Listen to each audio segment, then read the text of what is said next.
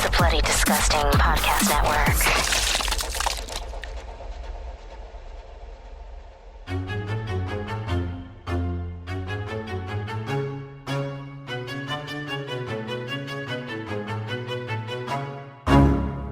We're gonna carry on and plan the sequel, because let's face it, baby, these days, you gotta have a sequel.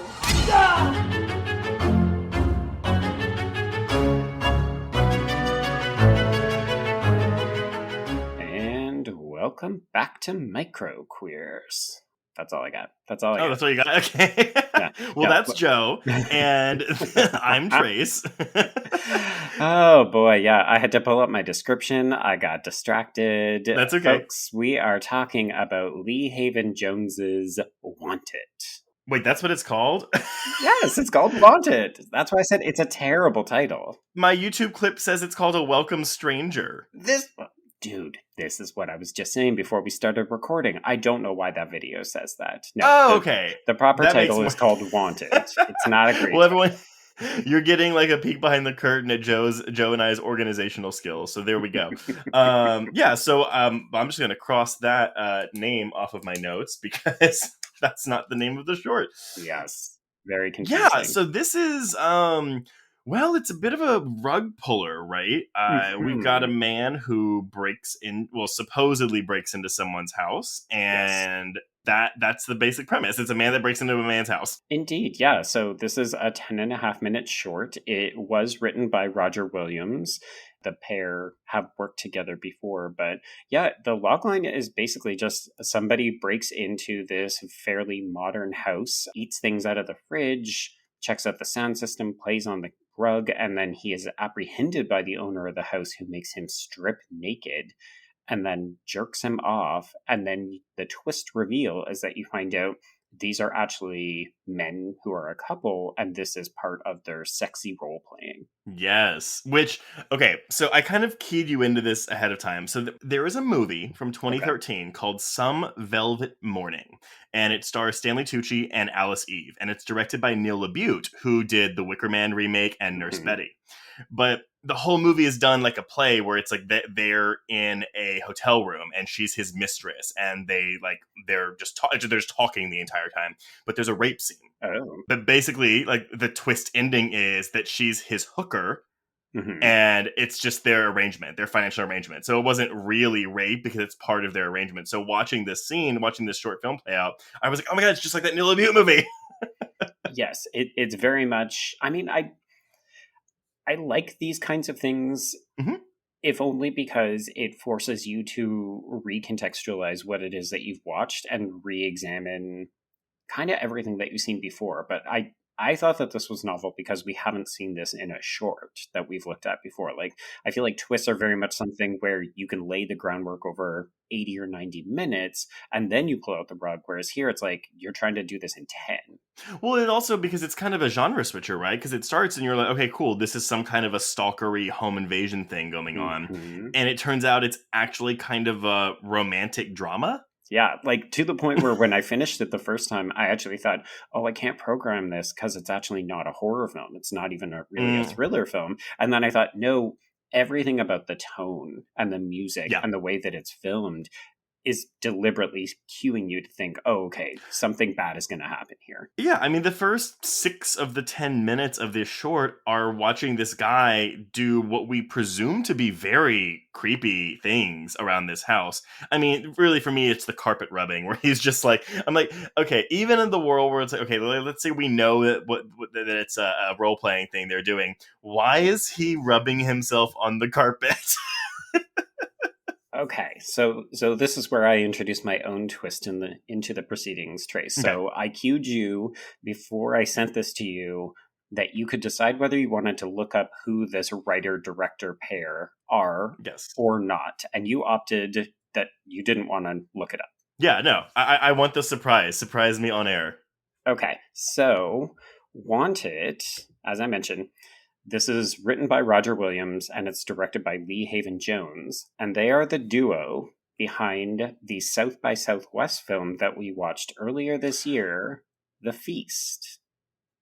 Okay, so It was so funny because I did look at the name, but I didn't look this person up. I didn't look Jones up. But I had just added the feast to my Letterboxd horror list for the year because it just got picked up for distribution. Yes, it'll be out in Thanksgiving, folks, and we would highly recommend it. So do keep that on your radar. Yes, it's very, very good. I literally saw this director's name then twice in a day and didn't put it together. And all the house porn makes so much sense. Yes, no, like it's structured very similarly to The Feast. And I realize, like, for listeners, you have not seen The Feast, so this is not going to mean much to you. But yeah, that actually really, really tracks because so much of this is spent like observing the space of this house and how nice everything looks as this intruder is messing things up, I guess. Yeah. So, folks, The Feast is about a woman who gets hired to waiter a party by some rich political family. And the majority of the film is watching her explore this house and get distracted by the kind of secretive personalities within this family. Like, everybody has secrets that they're hiding. And you know that the whole film is ramping up to something really big. And in the case of The Feast, it's actually quite bloody. And I feel like even though you haven't seen that feature-length film, if you watch this short, it gives you a really good taster. It's almost like an amuse-bouche of what to expect from the full-length film because of the way it's shot and styled and the feeling of just like, oh shit, something bad is going to happen. And in this case, it's just like a sexy surprise. But in The Feast, it's something... It is, but like, I do wonder though if your average person's gonna watch this, and even when the reveal happens, and they're gonna be clutching their pearls, like, ooh, that is too much for my prudish mind. Wait, are you talking about the short or The Feast? No, the short. Sorry, I'm moving back to the short. I won't lie. So I was watching the short in preparation for this, and my husband Brian was sitting right next to me, and I almost wanted to like turn the computer away from him because it felt so sexy and like verging on almost pornographic to the like, and you're not seeing anything. It's just really shot in such an evocative way that you're really left.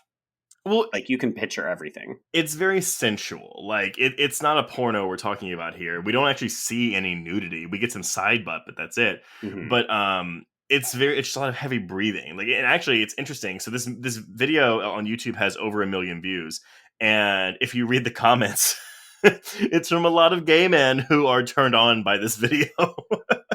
Oh yes, yeah. I find this short incredibly sexy and hot. Like, yeah, and it's not just because the man who is forced to disrobe has like a very attractive body and all that. Everything. But I just You're right. It's that intimacy, right? Like, and it also feels, I don't want to say that it's invasive because until you know what the relationship is, you don't truly understand it, but it feels risky. It's dangerous. It's invigorating. It's like an injection of spark into a romance. Like, and we don't know anything about these characters. We don't know if they're on the rocks. We don't know if this is just part of their daily routine or like whatever. It doesn't matter. The fact is that there's something that works for them, clearly. And I even liked the, I mean, this is a weird touch, but like when he says like, you didn't make a big mess, did you? And he's like, oh, not as much as last time. And I'm like, oh, so now we're talking about the amount of semen that comes out of this guy's dick. Okay. But it's such an important line, right? Because if not, you might think, oh, this is a home invasion and they have just caught each other in the act. And here you're like, no, this is a game that we play. Like, this is to spice up our sex lives. And also, we've got company coming, so we got to clean up. Like, it's just such a perfect capper on this short. It's really, really, really good. I was very surprised by this, and I really enjoyed it. This is one of my favorite things that we've watched so far, probably. Oh, wow. Okay.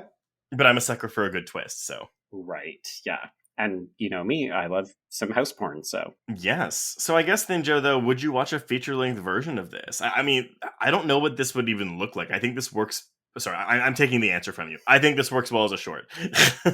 No, I'm inclined to agree with you. I think this works as well as it does because it is so short and contained. I think any longer, and these would have to be characters with dialogue and personalities, and then you're losing the twist, which is really the thing that sells it and makes you want to go back and rewatch it again. I agree. Well, listeners and viewers, let us know what you think of this. I think it's there's a lot of good talking points here. So let us know. And on that note, we can cross out "want it," not "a welcome stranger." Yes, and cross out microqueers.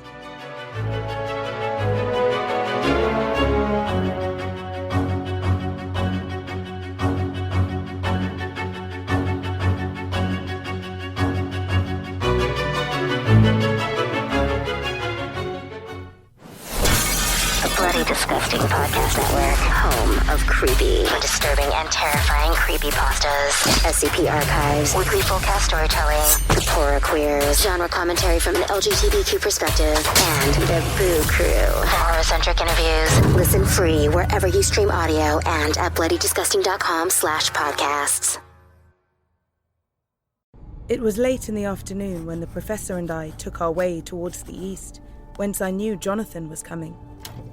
Jonathan Harker has asked me to note this, as he says he is hardly equal to the task, and he wants an exact record kept.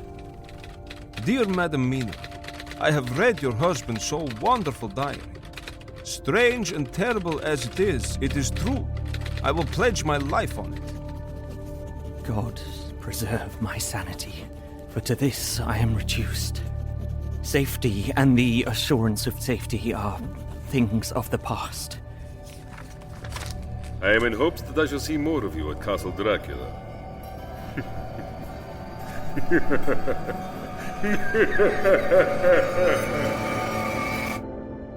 Listen to Regarding Dracula wherever you listen to podcasts, or find us online at bloody.fm.